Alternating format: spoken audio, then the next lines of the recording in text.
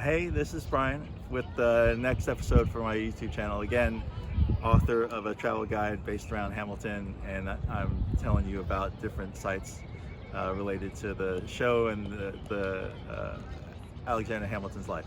So I thought, since I'm here in New York, social distancing and everything, but Columbia University is just uptown, and it's quiet uptown, so I thought it'd give you all a treat and actually bring you out to the university so you can see what the university looks like. If you can't come out here, you at least get a chance to get an idea of what Columbia University, which is, in case you haven't figured it out, the next site is King's College, which became Columbia University. So this is the university. It's a big library behind me. They're letting us be here, face masks are required unless you're social distancing, and we're trying to keep far enough away from everybody so I can talk and you can actually hear me.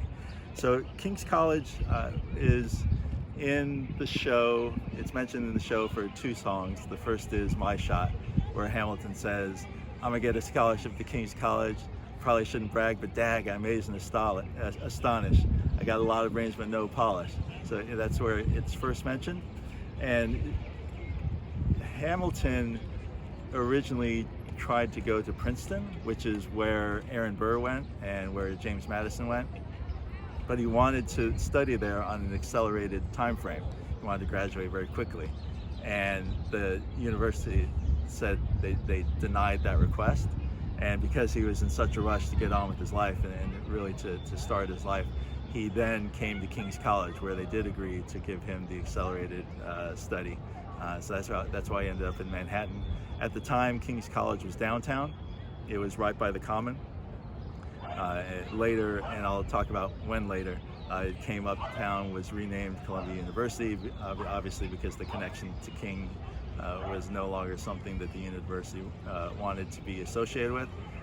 So that's where we're going to stop it for now. We're going to move to another area of the university and then pick it back up again. All right, so here we are in front of Hamilton Hall. This is just an academic building on campus, but it's got the statue of Hamilton out front. So the other song where King's College is mentioned is for Philip Hamilton, because he also went to King's College. So he goes, "Meet the latest graduate of King's College. Probably shouldn't brag, but dag, I'm amazed and astonished. The scholars say I got the same virtuosity as my pops. The ladies say that my brain is not where the resemblance stops." So he also went to King's College, connection with the family.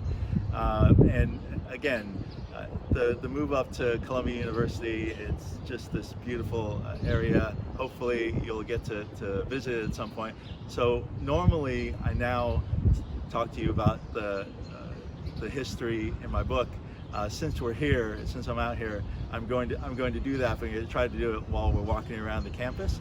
First, location-wise, like I said, King's College was down by the Common. Now it's uptown, Upper West Side.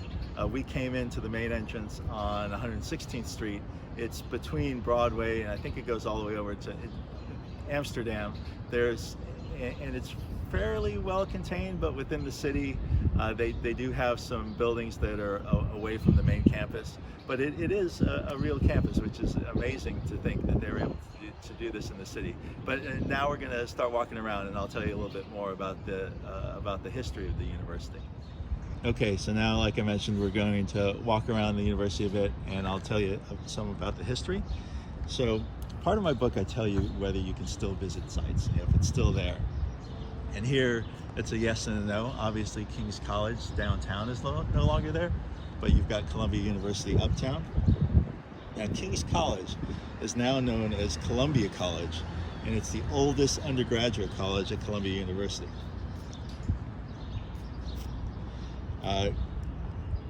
You can take tours of the university. Groups of fewer than 10 people can tour Columbia's Morningside campus on their own, or usually they have guided tours. Obviously right now they're not doing that, but hopefully once things return more to normal, that'll happen again. So now we go more into the history of King's College and how it came to be known as Columbia University.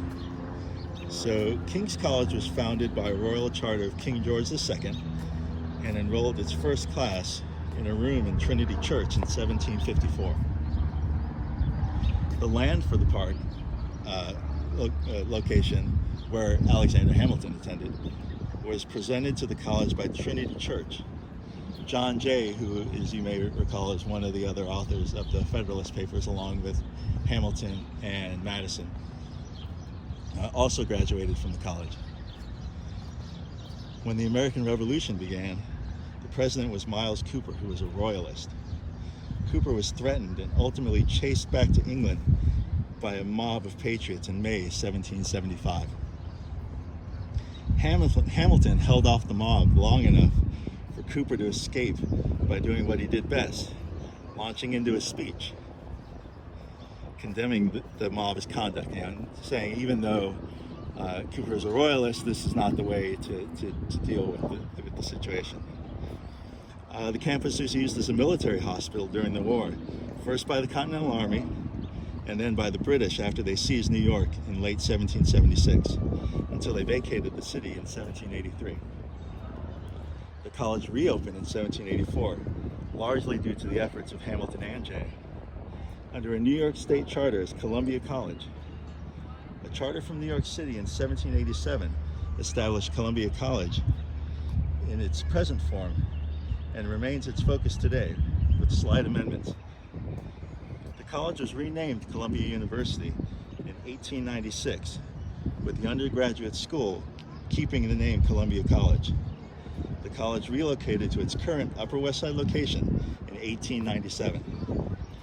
Hamilton Hall, which you saw earlier, is an academic building on the Columbia campus, and a statue of Alexander Hamilton stands outside the building entrance, which you saw. Not surprisingly, given its namesake, Hamilton Hall has been the site for much student protest activity over the years. There's not a lot of activity at all going on at the moment. But again, hopefully we'll get through this and things will return to normal. That's it.